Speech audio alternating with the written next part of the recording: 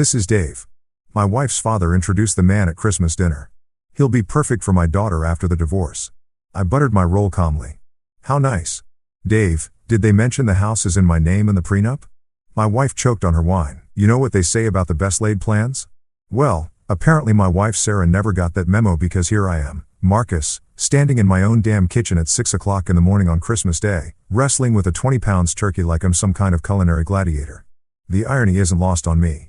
I'm busting my ass to make this dinner perfect, while the woman who's supposed to be my partner in life is probably still dead to the world upstairs, dreaming about whatever the hell it is that occupies her mind these days. Spoiler alert, it sure as isn't me. I've been up since dawn. And let me tell you, prepping a turkey is like performing surgery on a dead bird while questioning every life choice that led you to this moment. The stuffing made from scratch using my grandmother's recipe that she passed down to me. Not Sarah, mind you, because apparently cooking is my thing now. When did that happen? When did I become the domestic goddess in this relationship? While my wife turned into some kind of phone-obsessed zombie who treats our marriage like a really boring Netflix series she's only half watching. The house smells like sage and regret, which is pretty much the perfect combination for a holiday that's supposed to be about gratitude and family togetherness. I'm seasoning this bird with enough herbs to make Gordon Ramsay weep with joy, all while Sarah's upstairs doing God knows what. Probably texting her sister Olivia about how exhausting it must be to have a husband who actually gives a damn about making holidays special. The woman could burn water, but somehow I'm the problem for wanting our Christmas dinner to be more than takeout Chinese food and passive-aggressive silence. By 10 a.m., I'm knee-deep inside dishes that would make Martha Stewart jealous. Mashed potatoes from actual potatoes. Revolutionary concept, I know. Green bean casserole that doesn't come from a Campbell's soup can. Cranberry sauce that's never seen the inside of a can-shaped mold. Meanwhile, Sarah finally graces me with her presence around 11, stumbling into the kitchen like she's doing me some kind of massive favor by existing in the same zip code as the stove. Morning, honey, she mumbles, not looking up from her phone. Not, thank you for doing all this work. Not, wow, everything smells amazing. Just a half-hearted greeting that sounds about as enthusiastic as a tax audit. She's already back to tapping away at her screen like she's conducting the New York Philharmonic through text messages. I want to ask her what's so damn important that it can't wait until after Christmas dinner, but I already know the answer would be some about staying connected or work stuff that somehow never seems to involve actual work. The real fun starts around 3 when her parents show up. Richard and Eleanor sweep into my house like they own the place, which is rich considering they've never contributed so much as a dinner roll to any family gathering. Richard's got that entitled swagger that screams, I peaked in the 80s and never got the memo. While Eleanor's wearing enough jewelry to fund a small country's defense budget, they immediately start critiquing everything. The temperature of the house, the music I've chosen, the way I've arranged the furniture. It's like having a pair of discount wedding planners show up to tell you your own party sucks. Then comes Olivia, Sarah's sister, who's perfected the art of making every conversation about herself while somehow managing to insult everyone else in the room. She's got this talent for backhanded compliments that would make a Southern belle jealous. Oh, Marcus, you've really outdone yourself this year, she says in a tone that clearly implies I'm some kind of performing monkey who's finally learned a new trick. Thanks, Olivia. Your enthusiasm is truly overwhelming. But here's where things get interesting. And by interesting, I mean completely up. Around 4:30, just as I'm pulling the turkey out of the oven like some kind of domestic god, the doorbell rings. Sarah jumps up with suspicious enthusiasm, practically bouncing to the door like she's expecting Publishers Clearinghouse to show up with an oversized check. Instead, she comes back with Dave.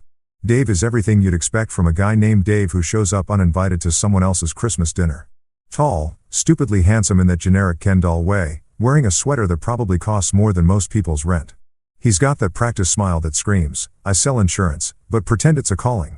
And he's carrying a bottle of wine that I guarantee he picked up at the grocery store on his way over. Probably still has the price tag if you look hard enough. Richard lights up like a Christmas tree when he sees this guy practically falling over himself to make introductions. Marcus, meet Dave. Dave, this is Marcus, Sarah's husband. The way he says husband makes it sound like a temporary job title, like I'm the substitute teacher who's been filling in until the real educator shows up. Eleanor is practically glowing, giving Dave the kind of warm welcome she's never once given me in 15 years of marriage. That's when Richard drops the bomb that makes everything crystal clear. Dave here is the perfect man for Sarah after the divorce. The words hang in the air like a toxic cloud. And suddenly, every weird conversation, every hushed phone call, every girls' night out that lasted until 3 a.m. starts making perfect sense. This wasn't a Christmas dinner. It was an audition. They'd brought in my replacement and expected me to sit there and smile while they sized him up like I was already dead and buried. The silence that follows is the kind you hear right before a tornado hits. Dave standing there looking like he'd rather be literally anywhere else on earth, including a root canal appointment or a timeshare presentation. Sarah's gone whiter than the damn tablecloth. And for once in her life, she's not looking at her phone. Even Olivia's managed to shut her mouth, which might be the first Christmas miracle of the day. So, what do? I butter my roll slowly, deliberately, like I'm performing some kind of sacred ritual. The butter melts perfectly across the warm bread, and I take my sweet time spreading it to every corner. Then I look up at this room full of people who apparently think I'm some kind of idiot, and I smile. Not a mean smile, not an angry smile, just the kind of smile you give when someone's shown you exactly who they are and you're grateful for the clarity. How nice, I say, taking a bite of my perfectly buttered roll. Did they mention the house is in my name in the prenup? Sarah's wine glass starts trembling in her hand like she's developed some kind of neurological condition, and the color drains from her face so fast, I'm worried she might actually faint right into the mashed potatoes. Dave's looking around the room like he's trying to figure out if this is some kind of elaborate joke or if he's genuinely stepped into the middle of someone else's domestic nightmare. The turkey is getting cold, the stuffing's probably congealing, and my marriage is apparently over. But you know what? I've never felt more alive. This is what happens when you spend months thinking you're going crazy. Wondering why your wife's acting strange. Why her family's being even more condescending than usual. Why everyone keeps looking at you like you're the punchline to a joke you haven't heard yet. Turns out the joke was on them. They thought they were playing chess while I was playing checkers. But the truth is I've been playing a completely different game altogether. One where I actually read the rule book before I started playing. Eleanor's face absolutely lights up like she just won the lottery. And I swear to God, if she starts clapping her hands together like some demented fairy godmother, I might lose what's left of my Christmas spirit. She's practically bouncing in her chair, beaming at Dave like he's the second coming of Christ mixed with a lottery ticket and a perfect son-in-law all rolled into one designer sweater-wearing package. The woman's acting like she just successfully orchestrated the merger of 2 Fortune 500 companies instead of what she actually did, which is invite some random dude to crash my Christmas dinner so he can steal my wife. Oh, Dave, Eleanor gushes. And I can practically see the hearts floating around her head like she's a cartoon character who's fallen in love with the idea of being a matchmaker. You simply must tell Marcus about your work. Richard was just telling me about your success in finance. She says finance like it's some kind of magical word that's supposed to make me drop to my knees in worship. Lady, I've been running my own business since before your daughter learned how to balance a checkbook, which let's be honest, she still can't do without a calculator in 3 attempts. Richard jumps in like he's Dave's personal hype man. Practically doing everything short of pulling out pom-poms and leading a cheer. Dave here just made partner at Whitman & Associates, he announces, puffing up like a proud peacock, showing off feathers that aren't even his. One of the most prestigious firms in the city. His family has connections throughout the banking industry. The way he's talking, you'd think Dave personally invented money or discovered a new way to make rich people richer. Real Nobel Prize material. This guy. Dave's just standing there like a deer caught in headlights, probably wondering if he accidentally walked into some kind of reality show where the prize is a used wife and a heaping helping of family dysfunction. His nervous half-smile is doing that twitchy thing that happens when someone realizes they've stepped in something they can't easily scrape off their shoe. Poor bastard probably thought he was coming to a nice family dinner where he'd charm everyone with his wit and leave with a phone number. Instead, he's gotten front row seats to the Marcus and Sarah show, complete with live commentary from the world's worst Greek chorus.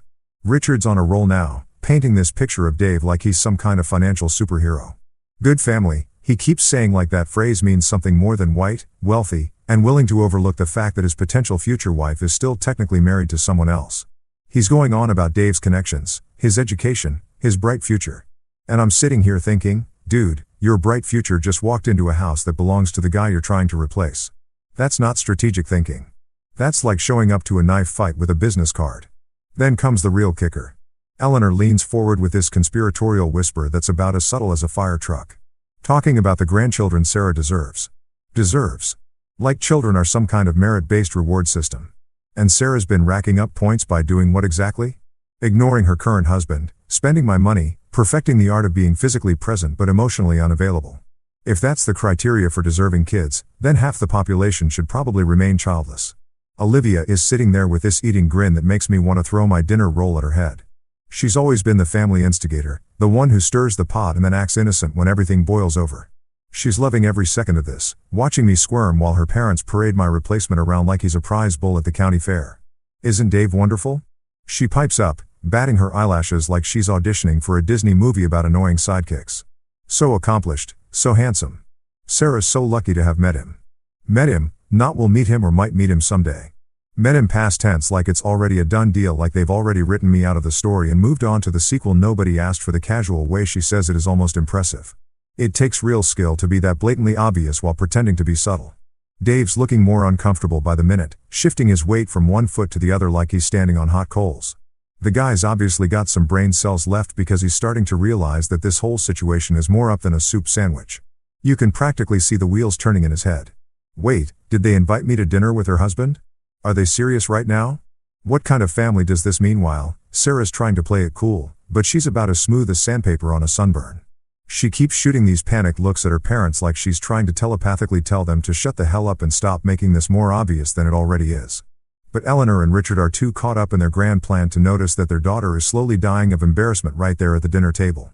I lean back in my chair, taking my sweet time with another bite of turkey, and decide it's time to drop some reality on this little fantasy they've constructed.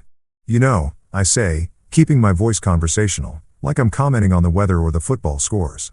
This is really interesting. All this talk about Sarah's future and what she deserves.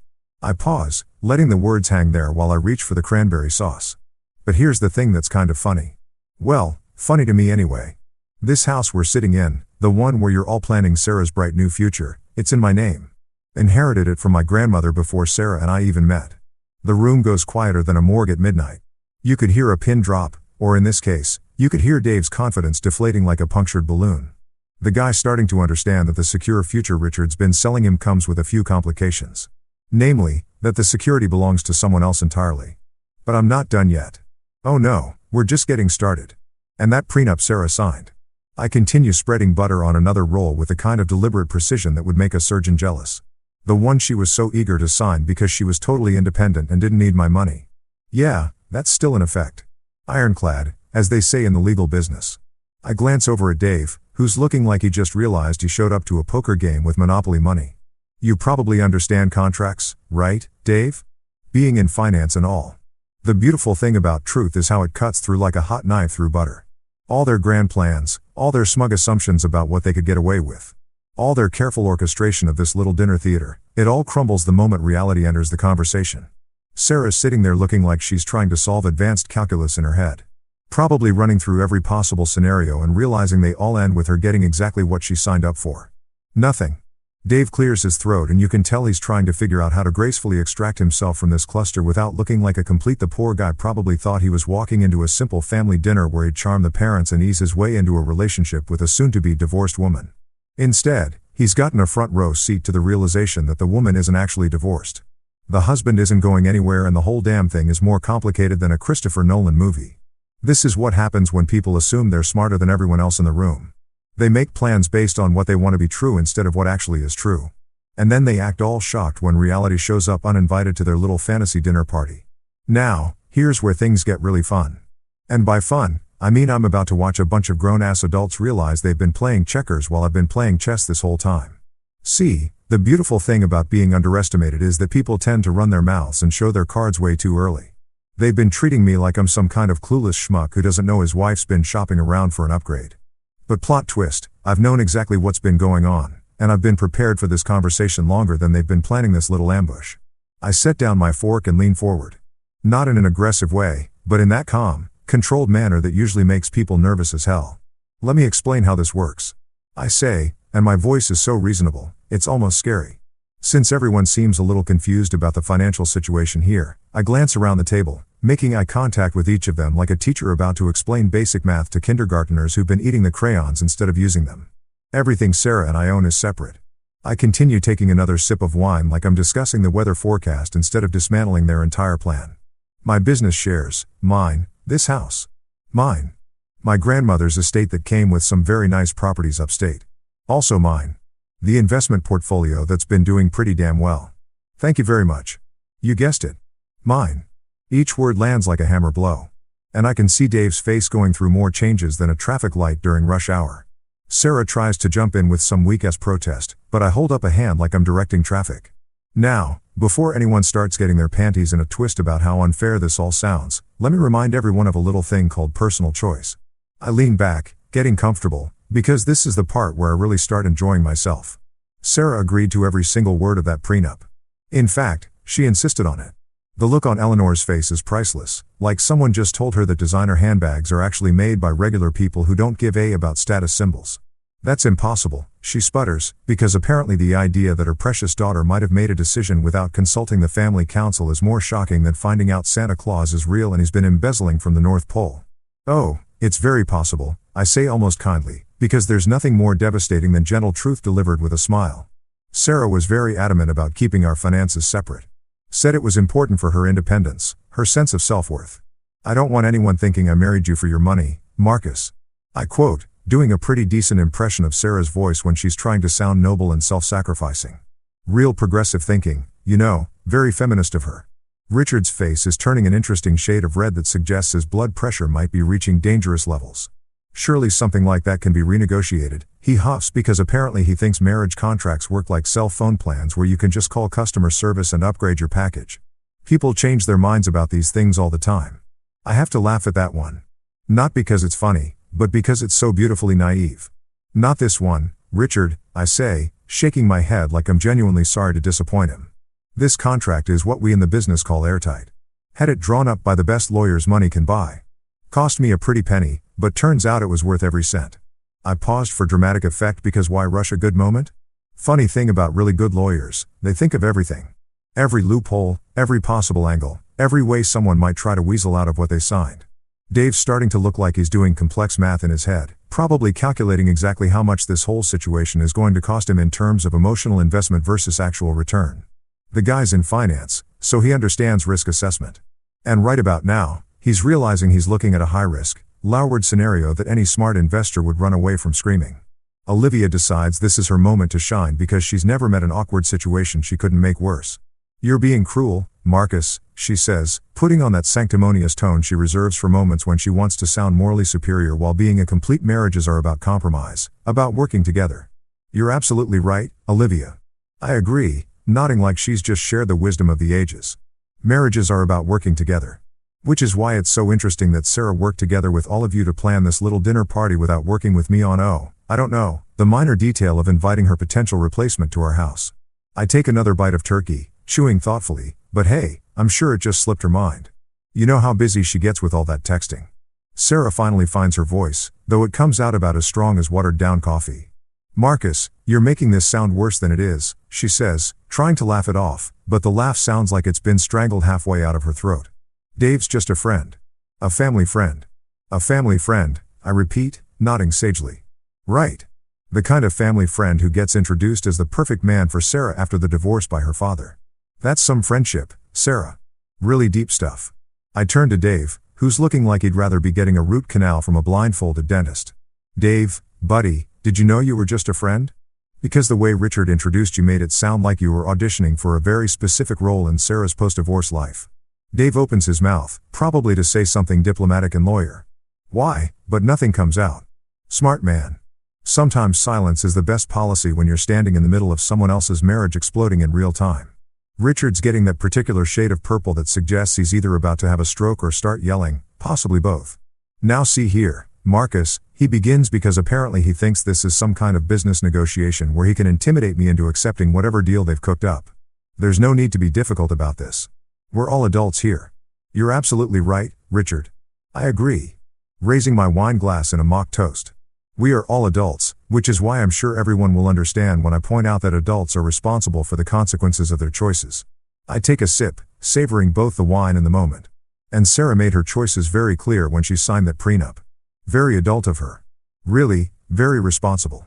The thing about Eleanor is that she's spent so many years manipulating situations from behind the scenes that she's forgotten how to handle it when someone refuses to play by her rules. She's used to people folding when she applies pressure, used to getting her way through sheer force of entitled personality. But here's the thing about being genuinely prepared for a situation. It makes you bulletproof against other people's. This is preposterous. Eleanor declares like she's the Queen of England. And I've just suggested we start serving tea in coffee mugs. Sarah deserves better than this. She deserves a man who appreciates her, who can provide for her properly. The implication being, of course, that I'm neither appreciative nor capable of provision, which is rich coming from a woman whose idea of contribution to society is organizing charity galas where other people donate money so she can take credit for the fundraising. Better than what exactly? I ask, genuinely curious. Better than a husband who spent all day cooking Christmas dinner while she texted on her phone? Better than someone who owns his house outright and runs a successful business? Better than a guy who's never once asked her to contribute financially to anything because he actually can provide for his family? I'm warming up now because this is where years of biting my tongue finally pay off. Or do you mean better than someone who's actually legally married to her and has no intention of going anywhere? Dave clears his throat, and when he speaks his voice has lost about 90% of its earlier confidence. I think there might be some confusion here, he says, which is like saying the Titanic had some minor navigation issues. I was told that Sarah was that the situation was. He trails off, probably realizing that finishing that sentence means admitting he knowingly came to hit on someone else's wife. The situation is exactly what it looks like, I tell him. And I actually feel a little bad for the guy. Not bad enough to let him off the hook, but bad enough to give him an out. You walked into a marriage that's having some communication issues. Sarah's family seems to think she's available for upgrades, but legally speaking, she's still very much taken. I pause, watching him process this information. Now, you seem like a smart guy, Dave. Smart enough to recognize when you've accidentally stepped into someone else's mess. The beautiful thing about this whole situation is watching everyone's carefully constructed fantasy crumble in real time. They had it all figured out: get rid of the inconvenient husband, bring in the upgrade, and live happily ever after with someone who fits their idea of what Sarah deserves. Except they forgot one tiny detail. I'm not going anywhere, and I've got the paperwork to prove it. This dinner is turning into the world's most uncomfortable marathon, and I'm starting to think we should hand out participation trophies just for everyone managing to stay seated through the show. The turkey's getting cold, the wine's flowing like water at a Baptist wedding, and the tension in this room is thick enough to cut with a knife, which coincidentally might be a better use for the carving knife at this point than actually carving anything. Richard, bless his delusional little heart, decides that the solution to this awkward situation is to double down on his Dave sales pitch like he's trying to move a used car with a sketchy transmission. He starts going on about Dave's career trajectory, his family connections, his goddamn golf handicap, because apparently that's what makes a man worthy of stealing someone else's wife. Dave comes from excellent stock. Richard announces like we're breeding Rache horses instead of talking about human beings.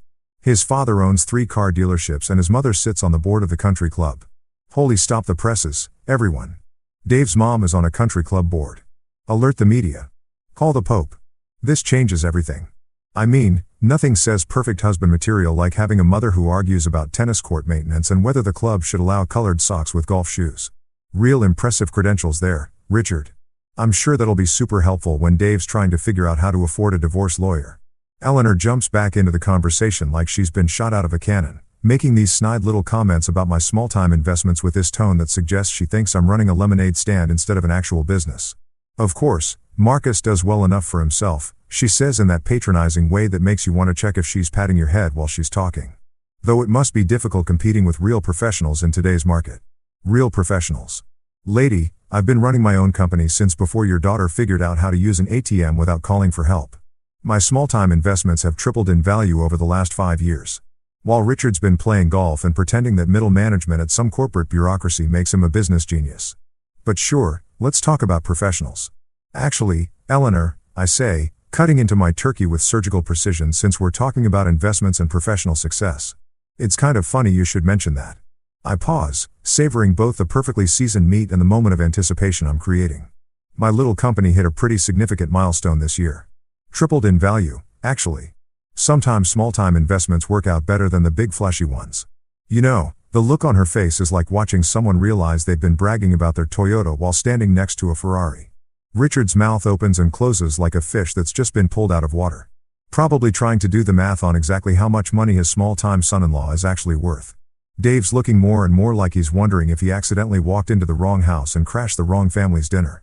But here's where I really start enjoying myself because I've been saving the best part for last. Oh, and Sarah, I say, turning to my dear wife who's been sitting there looking like she's trying to become invisible through sheer force of will. Remember that rent arrangement we set up? You know, the one where you insisted on paying rent because you wanted to maintain your independence and not feel like you were freeloading? Sarah's wine glass stops halfway to her lips like she's suddenly forgotten how drinking works. The color drains from her face faster than water going down a drain. And I swear I can actually see her brain trying to figure out where I'm going with this and how badly it's going to hurt when I get there. Yeah, that was really admirable of you, honey. I continue because there's nothing more beautiful than truth delivered with a smile. Very principled, very modern. Making sure you contributed financially to the household even though you were living in a house that was already paid off. I take another bite of stuffing, chewing thoughtfully while everyone waits for the other shoe to drop. I've got all those bank transfers, by the way, every month like clockwork. Really shows commitment to your principles. Richard's face is doing this interesting thing where it's cycling through different shades of red like a mood ring having an identity crisis. Rent. He sputters because apparently the idea that his princess daughter has been paying to live in her own home is more shocking than the fact that she's been planning to dump her husband for a newer model. Sarah, what is he talking about? Well, I explain helpfully because I'm nothing if not educational. Sarah felt it was important to maintain her financial independence within our marriage. Very empowering, really. She didn't want to feel like she was taking advantage of my hospitality. The word hospitality hangs in the air like a bad smell because that's exactly what this arrangement turned out to be. Me providing hospitality to someone who was apparently just passing through. Dave's starting to look like he's done the math and realized that this secure future he thought he was stepping into comes with some interesting complications. The guy's sharp enough to understand that a woman who's been paying rent to live in her husband's house probably doesn't have the kind of assets that would make a messy divorce worth the hassle. His nervous half-smile is getting more nervous and less smile by the minute. Olivia, because she's never met a moment she couldn't make worse, decides to pipe up with her trademark blend of ignorance and attitude. That's just paperwork, Marcus, she says, waving her hand like she's dismissing a particularly annoying fly. These things can be worked out between reasonable people.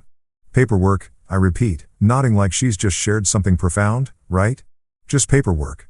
Like the Constitution, I guess, like marriage licenses, like birth certificates, just paperwork. I'm really enjoying this now because watching people realize they've severely underestimated the situation is like watching a train wreck in slow motion, except the train is full of and I'm safely standing on the platform with popcorn. The thing about really good paperwork, Olivia, I continue, is that it's designed by people who understand that families like yours exist. People who know that sometimes marriage isn't not because of incompatibility or growing apart, but because one party decides they'd rather trade up for someone with better connections and a newer model personality. I glance over at Dave, who's looking more and more like he's regretting every decision that led him to this dining room. No offense, Dave. I'm sure you're a lovely guy. You're just a lovely guy who walked into someone else's chess game thinking it was checkers. Sarah finally finds her voice, though it comes out sounding like she's been gargling with gravel. Marcus, this isn't what you think it is, she tries, but her voice lacks conviction like a politician's campaign promise. Dave is just, we're just friends. Family friends, I echo, because apparently we're going to keep pretending that's what this is. The kind of family friends who get introduced as perfect husband material at Christmas dinner. The kind of friendship where your father talks about grandchildren and secure futures. I look around the table taking in all the uncomfortable faces like I'm an art critic examining a particularly fascinating train wreck. Must be nice to have friends like that. Sarah really supportive. The beautiful thing about truth is that it doesn't need to be loud or angry to be devastating. It just needs to be accurate and well-timed like a precision strike that hits exactly where it's supposed to hit. I've been sitting on this information for months, watching this whole elaborate plan unfold, waiting for exactly this moment when they'd all be gathered together, thinking they were so clever, so sophisticated, so much smarter than the poor dumb husband who couldn't possibly have figured out what was going on right under his nose. Dave clears his throat again. And I'm starting to think the guy might have developed some kind of nervous condition. Perhaps I should go, he says, which shows he's got more sense than the rest of them combined. This seems like a family matter. Oh no, Dave, I say quickly, because I'm not done with this show yet. You're part of the family matter now. Richard specifically brought you here to be part of Sarah's future, right? Can't have a future without understanding the present. I gesture around the room like I'm a tour guide showing off historical landmarks. Welcome to the present, buddy. Hope you brought comfortable shoes because it's going to be a long walk. You know what they say about keeping your friends close and your enemies closer? Well, turns out when your wife becomes your enemy, she gets real careless about covering her tracks. I'm talking sloppy amateur hour. Did you even try to hide this levels of careless? It's almost insulting. Really? Like she thought I was so checked out of our marriage that I wouldn't notice her building an entire secret life right under my nose. Sorry to disappoint you, sweetheart, but I've been paying attention to everything. And what I found is more entertaining than a reality TV show and twice as pathetic. I lean back in my chair, getting comfortable, because this is where things get really interesting. The turkey is officially cold now, but who gives a about dinner when you're about to serve up the main course of truth with a side of, oh, we're screwed. I take a slow sip of wine, letting the silence stretch just long enough to make everyone squirm like they're sitting on thumbtacks. Since we're all being so honest and open about Sarah's future, I begin, my voice calm as a lake on a windless day. I figured this might be a good time to share some interesting discoveries I've made recently. I pause, watching Sarah's face cycle through more emotions than a soap opera actress having a breakdown. See, the funny thing about being married to someone for 15 years is that you tend to notice when their routine changes.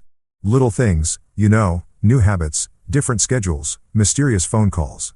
Sarah's hand is gripping her wine glass so tight, I'm genuinely concerned she might shatter it and need medical attention. Marcus, what are you talking about? She asks, but her voice has that high-pitched quality that screams guilty as charged and desperately hoping no one notices. Well, for starters, I say cutting another piece of turkey with deliberate precision. There's that new bank account you opened 3 months ago. The one at First National. The bank where you definitely don't do any other banking, which makes it a real interesting choice for your what did you call it when you thought I wasn't listening. Your emergency fund. The silence that follows could power a small city. Sarah's mouth opens and closes like she's trying to catch flies. While Eleanor and Richard exchange the kind of look that says they're realizing their daughter is about as subtle as a marching band. Dave's looking around the room like he's trying to figure out if there's a hidden camera somewhere. And this is all some elaborate prank. Now, I didn't go snooping. I continue because honesty is important even when you're destroying someone's life. Sarah left her laptop open on the kitchen counter last Tuesday morning. You know how it is when you're rushing out to meet friends. I let that word hang in the air like a bad fart. And there it was, right on the screen. Online banking, brand new account with some very interesting deposit patterns. Richard's starting to look like he's going to stroke out, which would actually improve the dinner conversation significantly. What deposits? He demands because apparently he's finally catching on that his precious daughter might not be the innocent victim they've all been treating her like. Oh, just the usual stuff, I say casually, like we're discussing grocery shopping instead of financial fraud. Transfers from her regular account. Small amounts, nothing too obvious, very careful, very methodical. The kind of thing someone does when they're planning ahead for a big life change. I take another sip of wine, savoring both the vintage and the moment. Real smart, actually. If you're going to plan a divorce, might as well make sure you've got some cash stashed away first. But here's where it gets really fun, because that secret bank account is just the appetizer. The main course is those hotel charges I mentioned. And boy oh boy, are they a doozy. Speaking of interesting patterns, I continue. There are these hotel charges that keep showing up on your father's corporate card, Richard. The Ritz-Carlton specifically every Tuesday afternoon for the past 2 months. Richard's face goes from purple to gray so fast I'm worried he might actually keel over right into the mashed potatoes. What hotel charges? He croaks like he's suddenly developed laryngitis or forgotten how to use his vocal cords properly. Tuesday afternoons, I repeat helpfully because I want to make sure everyone understands the timeline here. Very consistent, very reliable, like clockwork, really. I turn to Dave, whose nervous half-smile has completely disappeared and been replaced by the expression of a man who's just realized he's been played harder than a rigged carnival game. Dave, buddy, you wouldn't happen to remember where you were on Tuesday afternoons for the past couple months, would you? The poor bastard looks like he's been hit by a truck carrying a load of reality checks. His eyes dart to Sarah, who's gone so pale she looks like she might need emergency medical attention. Then back to me, then to Richard, who's staring at his daughter like he's seeing her for the first time and doesn't like what he's looking at.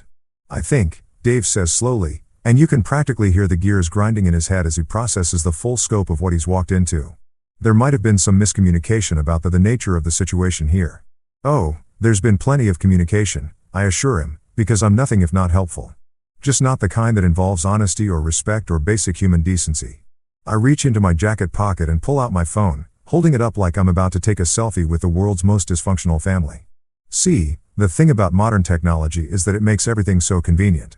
Like recording conversations, for instance, the temperature in the room drops about 40 degrees and I swear I can hear Eleanor's jewelry rattling from how hard she's shaking. Recording. She whispers like I just told her I've been keeping body parts in the freezer. 6 months worth. I confirm cheerfully because there's nothing like being thorough when you're documenting your own marriage falling apart. You'd be amazed what people say when they think they're having private conversations. Really enlightening stuff. Very educational. I scroll through my phone like I'm checking my email instead of holding evidence that could blow up their entire world. Amazing sound quality these days. Crystal clear. Really. You can hear every word, every plan, every little detail about how you were going to handle the Marcus problem. Sarah finally finds her voice, though it sounds like it's been put through a blender. You recorded us? She asks like, I'm the one who's been behaving badly here. That's illegal. Actually, sweetheart, I correct her gently because education is important in this state as long as one party consents to the recording. And since I was usually one of the parties in these conversations, that would be me. It's perfectly legal. Amazing what you learn when you actually read the law instead of just assuming you know how it works. Dave's face has gone through more changes than a traffic light during rush hour. The guy's obviously smart enough to understand that he's not just walked into a messy marriage. He's walked into an evidence locker. All those Tuesday afternoon business meetings at the Ritz. All those careful conversations about Sarah's future. All those plans about how to handle the inconvenient husband who owned everything they wanted, all recorded, all documented, all ready to be played back in crystal clear digital audio for anyone who wants to hear exactly how this whole thing was planned from the beginning. Now, I continue because I'm really hitting my stride here. I want everyone to understand that I'm not angry about this. I'm actually kind of impressed by the coordination involved. Getting Dave lined up as a replacement, figuring out the timing, making sure everyone was on board with the plan. It shows real organizational skills, the kind of project management abilities that could probably land someone a job in corporate planning if they weren't too busy planning to over their husband. Eleanor tries to recover, putting on that imperious tone she uses when she wants to sound like the voice of moral authority.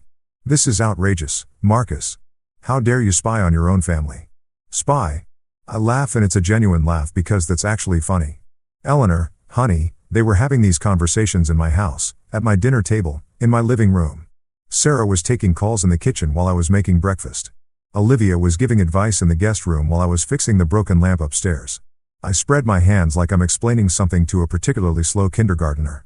That's not spying. That's just having ears and a functioning brain. The best part about all of this is watching their carefully constructed reality crumble in real time. They thought they were so clever, so sophisticated, so much smarter than the poor dumb husband who couldn't possibly figure out what was happening right under his nose. They made plans, they set timelines, they brought in the replacement, and they did it all while assuming I was too stupid, too trusting, or too checked out to notice. Wrong on all three counts, folks. I've been documenting this whole thing like a scientist studying a particularly interesting species of parasitic behavior. Every conversation, every plan, every snide comment about how they were going to handle me once Sarah was free to pursue her real happiness with someone more suitable. Dave's looking at Sarah now with the expression of a man who's just realized he's been recruited for a job that comes with way more baggage than advertised. For years, and I mean years, Richard has been the self-appointed king of this up little dynasty, strutting around like he's running General Motors instead of pushing papers at some mid-tier corporate hellscape that peaked during the Clinton administration. The man's got an ego the size of Texas and twice as inflated. Always talking down to me like I'm some kind of charity case who got lucky enough to marry into his prestigious family. Eleanor's been the puppet master pulling strings from behind the scenes. But Richard's been the face of their operation, the one who delivers the verbal beatdowns and the condescending lectures about how I should be grateful for the privilege of being related to them by marriage. But here's the thing about bullies and tyrants. They're only scary until someone calls their bluff. And right now, watching Richard's face cycle through emotions like a slot machine hitting jackpot, I'm realizing that all these years of intimidation tactics were just smoke and mirrors from a man who's about as powerful as a wet paper bag in a hurricane. What? He barks at Sarah and his voice cracks like a 13-year-old boy asking someone to prom. For the first time since I've known this pompous, he sounds genuinely rattled, like someone just told him his stock portfolio evaporated and his golf membership got revoked on the same day. What is he talking about, Sarah? Sarah's sitting there looking like a deer caught in headlights. If the deer was also guilty of embezzlement and really bad at covering its tracks, she opens her mouth, closes it, opens it again. She's doing this fish out of water routine that would be funny if it wasn't so pathetic. Dad, I can explain. She starts, but her voice is all the conviction of a politician promising to lower taxes. Those hotel charges, I continue helpfully because I'm nothing if not educational at the Ritz-Carlton Tuesday afternoons like clockwork. Always charged to your corporate card, Richard. Always the same room rate. Always the same time slot. I'm really enjoying this now. Watching the dominoes fall in slow motion. Must be some pretty important business meetings to justify the presidential suite every week. Richard's face goes from red to purple to a shade of gray that suggests his cardiovascular system might be filing a formal complaint. The man looks like he's trying to do advanced calculus while someone's hitting him with a baseball bat, processing information that's apparently rewriting everything he thought he knew about his precious daughter's activities. Presidential suite, he repeats, and his voice sounds like it's coming from somewhere deep underground. Sarah, what the hell is he talking about? Dave's backing toward the door now, like the house is on fire, and he's suddenly remembered he left the stove on at home. Smart man. The guy's probably calculating the fastest route to his car and wondering if he can make it to the driveway before this whole situation explodes into something that might require witness protection. Well, I explain, pulling out my phone and scrolling through what I like to call my evidence collection. Those Tuesday afternoon reservations weren't for business meetings. Richard, unless Dave here has started a new consulting firm that specializes in, what would you call it, Sarah? Interior decorating, relationship counseling. I look up from my phone with a kind of innocent expression that fools absolutely nobody. Or maybe it was market research. Yeah, that sounds professional. Eleanor tries to jump in with some damage control because she spent so many years managing the family's image that she probably thinks she can spin this into something wholesome. Now, Marcus, there's probably a perfectly reasonable explanation for all of this, she says, using that voice she reserves for when she's trying to convince people that black is actually white and up is really down. Oh, there's definitely an explanation. I agree. Nodding like she's just said something brilliant. See, I had a really interesting conversation with a compliance officer at Richard's firm last week. Lovely woman, very thorough, very interested in corporate expense policies and how they're supposed to work. The blood drains from Richard's face so fast I'm worried he might need a transfusion. Turns out they take a pretty dim view of personal expenses being charged to company accounts. Who knew? The beautiful thing about Richard is that he spent so many years being the big shot, the intimidator, the guy who makes everyone else feel small. That he's never developed any kind of defense against someone who actually fights back. He's like a boxer who's only ever sparred with punching bags, suddenly finding himself in the ring with someone who hits back twice as hard. You did what? He roars. And for a second, I think he might actually launch himself across the table like some kind of demented holiday missile. You call my office. You spoke to compliance. Well, Richard, I say, spreading my hands like I'm the most reasonable person in the world. I was concerned about potential fraud. You know, misuse of corporate funds, falsifying expense reports, that kind of thing. Just being a good citizen, really, looking out for the integrity of American business. I take another bite of turkey, chewing thoughtfully while he processes the full implications of what I've just told him. They were very grateful for the information, said they've been looking into some irregularities in your expense reports. Anyway, Dave's practically pressed against the wall now, looking like he's trying to melt into the wallpaper. The poor guy came here thinking he was going to have a nice dinner and maybe get a phone number, and instead he's gotten a front row seat to white-collar crime confession hour. He's probably wondering if there's some kind of statute of limitations on being an accessory to whatever the hell this family has been up to. Sarah finally explodes because apparently bottling up guilt and panic can only last so long before the whole thing blows like a shaken soda can. That's private.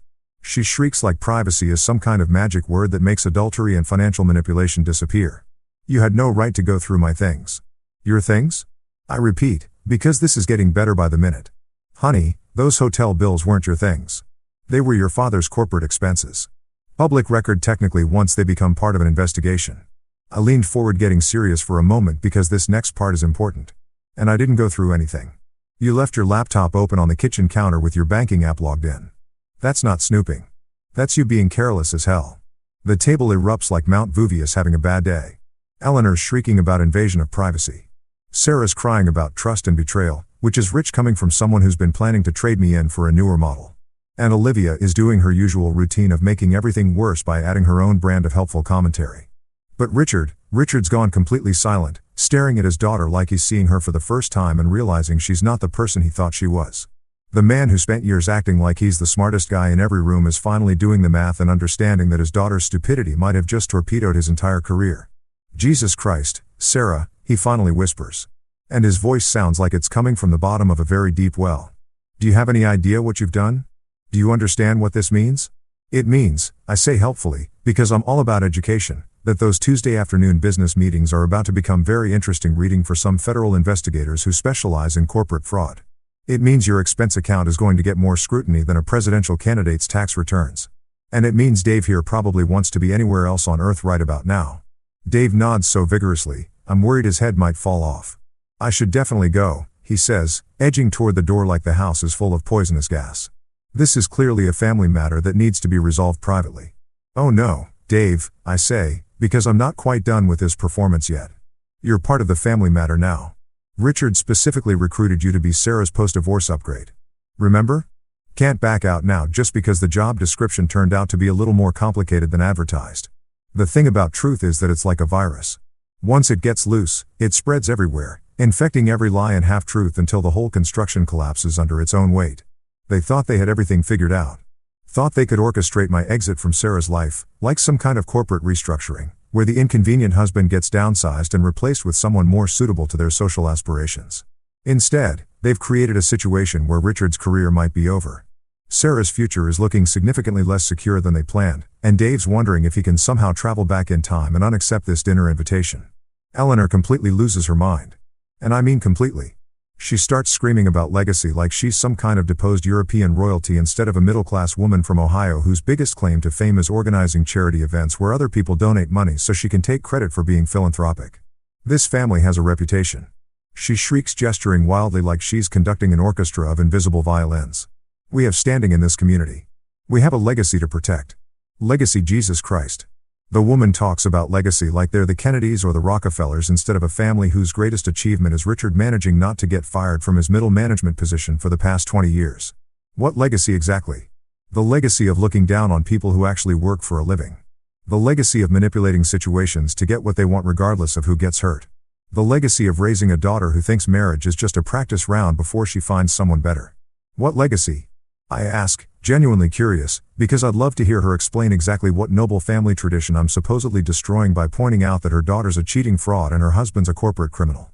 The legacy of entitlement, the legacy of thinking rules don't apply to you, or are we talking about the legacy of spending other people's money while pretending you earned it? Sarah's crying now. Real tears streaming down her face like someone just told her that designer handbags cause cancer. And Starbucks is closing forever. I deserve more respect than this, she wails, which is absolutely hilarious coming from someone who's been lying to my face for months while planning my replacement behind my back. I deserve a man who appreciates me. Appreciates her. That's rich. I've been appreciating her lying ass for 15 years, cooking her dinner, paying for her lifestyle, listening to her complain about everything from the weather to the way I breathe while sleeping. I've appreciated her so much that I let her turn our marriage into a hotel where she gets to live rentrée while treating me like the help. But apparently appreciation means something different in Sarah's dictionary. Probably involves being wealthy enough to not notice when she's robbing you blind. Olivia, because she's never met a bad situation she couldn't make worse, decides this is her moment to really shine. She jumps in with both feet like she's diving into a pool of toxic waste. Pointing her finger at me like I'm the villain in this little soap opera. You're ungrateful, Marcus, she declares, putting on that righteous indignation act that she's perfected over years of being a professional victim. After everything this family has done for you, everything they've done for me. I have to laugh at that one. A real belly laugh that probably sounds a little unhinged, but feels absolutely fantastic. Everything you've done for me, I repeat, wiping my eyes because that's genuinely funny. Like what exactly? Treating me like hired help at family gatherings? Making snide comments about my work? Constantly suggesting that Sarah could do better? Or are you talking about the more recent stuff like planning my divorce without bothering to tell me about it? Dave's edging toward the door like the house is about to explode, which let's be honest, it kind of is. The guy keeps muttering about not knowing what he'd stepped into, which shows he's got more sense than the rest of them combined. I had no idea. He keeps saying like he's trying to convince himself as much as anyone else. Nobody told me. I wouldn't have. This is not what I signed up for. Smart man. Get out while you can, Dave. This ship isn't just sinking. It's being torpedoed from the inside by people too stupid to realize they're below the water line. Let him run. I say, not even trying to stop Dave as he fumbles for the door handle like it's the escape hatch on a crashing airplane. This isn't his battle anyway. Poor guy thought he was getting recruited for a simple husband replacement job. Nobody told him it came with potential federal charges and a front row seat to a family meltdown. Richard's finally starting to understand the full scope of what his precious daughter has done to his life. The man sitting there staring at Sarah like she just told him she's been selling state secrets to foreign governments for fun and profit. Sarah, he says, and his voice sounds like it's coming from the bottom of a very deep, very dark hole. Do you understand what you've done to me? To my career, to everything I've worked for? I was thinking about my future. Sarah screams back because apparently destroying other people's lives is totally justified if you frame it as self-improvement.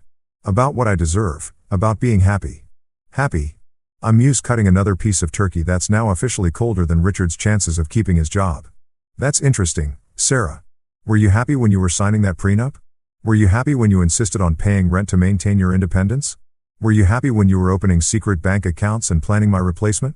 I pause, savoring both the moment and the perfectly seasoned meat that's going to waste while we have this lovely family discussion. Or were you only unhappy after you realized that divorcing me wasn't going to come with a financial windfall you'd been counting on? Eleanor is still going on about family reputation and community standing, but her voice is getting higher and more desperate like a smoke alarm running out of batteries. People will talk. They'll say terrible things about us. Our name will be ruined. Your name? I say, and I can't keep the amusement out of my voice because this is actually hilarious. Is about to be associated with corporate fraud and adultery. I'm pretty sure the reputation ship has already sailed. Ella Laner probably hit an iceberg and sank somewhere around the time your daughter started around on company time using daddy's credit card. That's when I set my fork down because this next part requires my full attention and I want to make sure everyone understands exactly what's happening here. You know what the really beautiful part of this whole thing is? I ask, looking around the table at these people who thought they were so smart, so sophisticated, so much better than the guy they were planning to discard like yesterday's newspaper. For years, you've all treated me like I was some kind of temporary inconvenience in Sarah's life. Like I was the practice husband, the starter marriage, the guy she settled for until something better came along. You made jokes about my work, my background, my family. You acted like I should be grateful for the privilege of being tolerated by your superior bloodline. I'm warming up now because this is years of suppressed frustration finally getting its moment in the spotlight. But here's the thing that's really funny. I continue and I can see Dave still hovering by the door like he's watching a car accident and can't look away. Your legacy, this reputation you're so worried about protecting, this family standing that supposedly means so much. It's all built on lies and weakness. Richard's mouth opens and closes like he's trying to argue. But what's he going to say? That he didn't know his corporate credit card was being used to fund his daughter's affair? That he had no idea his family was planning to commit fraud to get rid of an inconvenient son-in-law? That he's been talking about my financial situation while his own daughter was stealing from his company to pay for hotel rooms? You want to know about legacy, Eleanor? I ask, turning to the woman who's been acting like the queen mother of a dynasty that exists only in her own mind.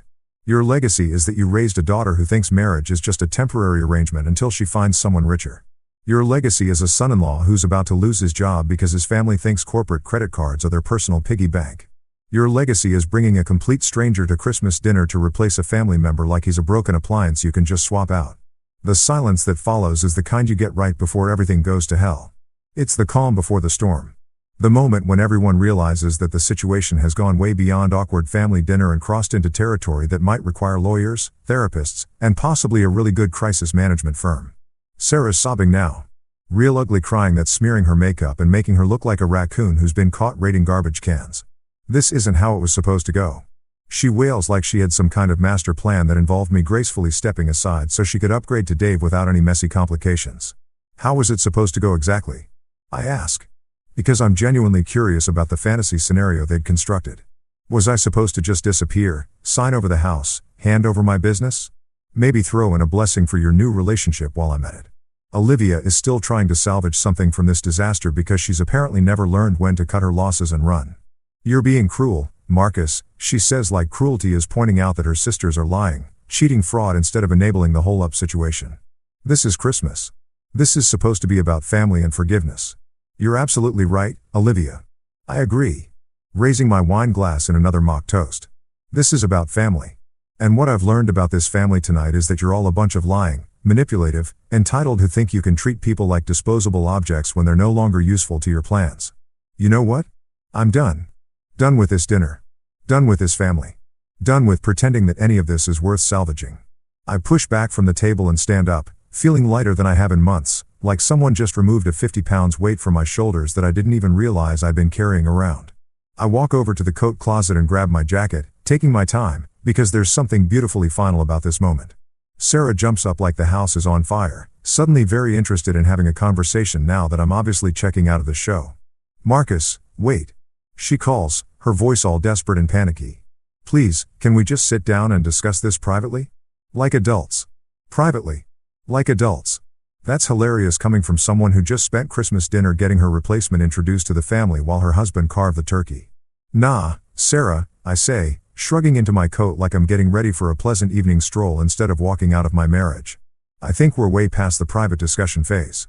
That ship sailed around the time you started charging hotel rooms to your dad's corporate card.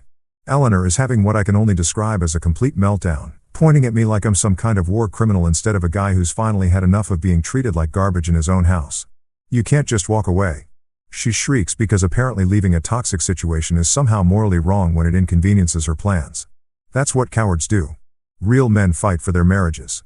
Real men, I repeat, because that's rich coming from someone whose idea of fighting for marriage apparently involves recruiting my replacement and planning my financial destruction. You're right, Eleanor. Real men do fight for their marriages. They also know when to stop fighting for something that's already dead. But here's where things get interesting, because Richard does something completely unexpected. He gets up and follows me to the door. Not to argue, not to threaten, not to try one more manipulation tactic, but just follows. The guy who spent years treating me like an unwelcome guest in his daughter's life suddenly looks older than his years, tired in a way that goes deeper than just physical exhaustion. "Marcus," he says quietly, and his voice is different now. Not the pompous, condescending tone he usually reserves for me, but something almost human. "Wait a minute."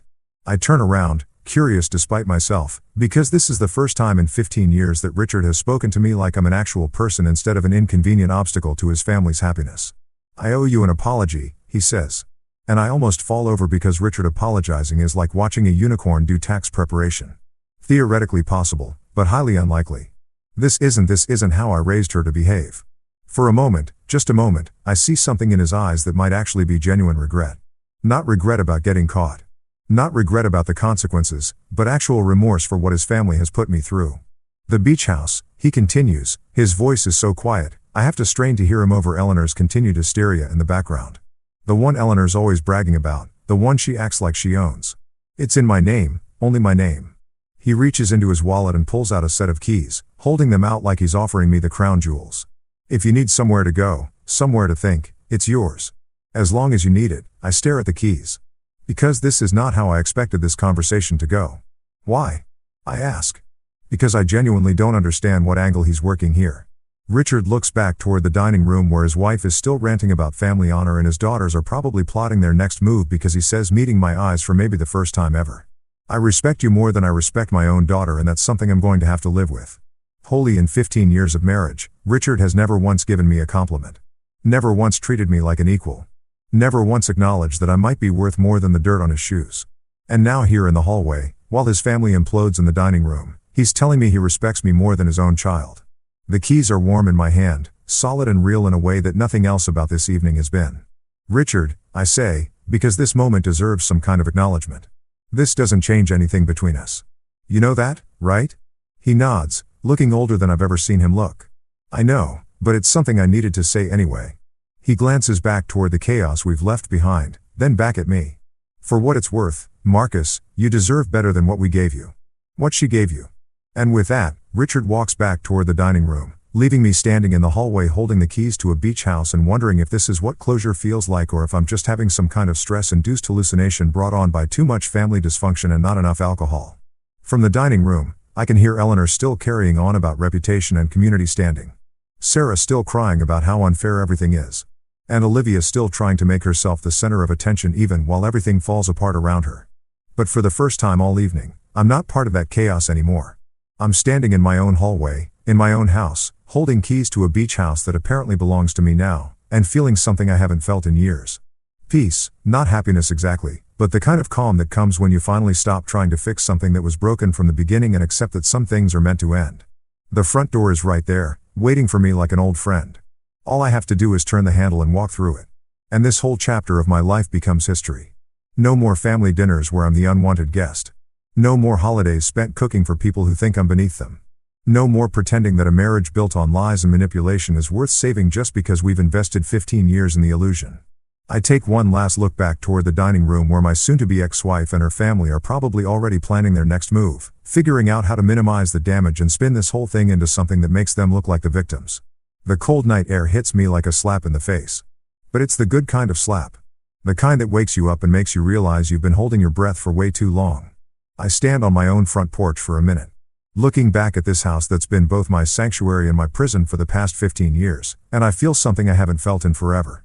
Free. My phone starts buzzing like an angry hornet. And I don't even have to look to know it's Sarah, Eleanor, probably Olivia, too.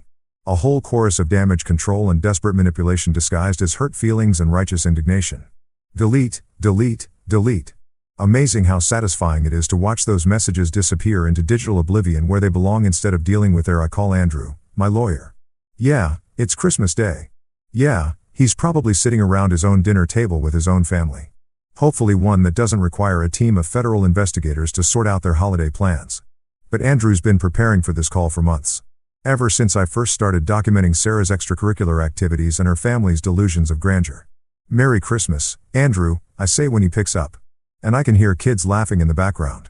The sound of a normal family having a normal holiday. "Hope you're having a better evening than I am, Marcus." He sounds surprised but not shocked. We've been planning this conversation for a while now. "Everything okay?" "Actually, everything's perfect." I tell him, And I mean it. I want to file the papers first thing Monday morning. All of them. Divorce, fraud report, the whole package we discussed. There's a pause. Then Andrew's voice comes back. All business. You sure about this? No going back once we start. Never been more sure of anything in my life.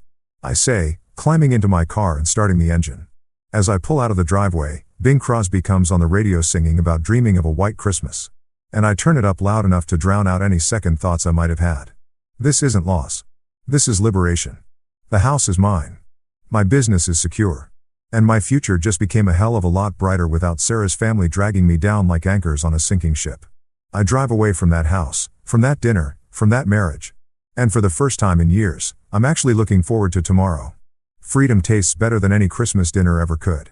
By the time I pull into my driveway at my house that belongs to me and only me, I feel like I've just finished running a marathon and discovered I actually won the damn thing. The house is quiet, peaceful mind. No more Eleanor screeching about reputation. No more Richard acting like he's doing me favors by existing. No more Sarah treating our marriage like a stepping stone to something better. I pour myself 3 fingers of the good scotch, the 18-year-old Macallan I've been saving for a special occasion. Turns out the death of a shitty marriage is pretty special after all. I raise the glass to the empty room, to the silence, to the beautiful absence of people who've spent years making me feel like a stranger in my own life. Merry Christmas, Marcus. I say out loud. Because sometimes you've got to be your own cheerleader. Merry Christmas, freedom. The scotch burns just right. Going down, warm and smooth and expensive as hell. Richard's family can keep their delusions, their legacy, their carefully orchestrated replacement plans. Sarah can cling to Dave if the poor bastard's stupid enough to stick around after tonight's performance. Olivia can keep being a professional victim and Eleanor can drown in her need to control everything that moves. But me, I've got something better than all their schemes and manipulations combined. Independence. Real independence. Not the fake kind Sarah was always talking about while living in my house and spending my money. The kind of independence that comes with owning your own life, making your own choices, and not having to pretend that toxic people are worth keeping around just because you share DNA or wedding vows. This isn't the end of my story. It's the beginning. The beginning of mornings without passive-aggressive comments over coffee. The beginning of holidays that don't require a team of therapists to process. The beginning of a life where I don't have to constantly prove my worth to people who were never worthy of my time in the first place. I settle into my favorite chair, the one Sarah always complained was too comfortable and made the living room look too masculine. And I realized something that makes me smile for the first time all day. This wasn't the worst Christmas dinner ever. This was the best Christmas gift I've ever given myself. The gift of walking away. The gift of choosing myself over their dysfunction. The gift of finally understanding that sometimes the best thing you can do for yourself is stop fighting for people who are never fighting for you. Merry Christmas to me.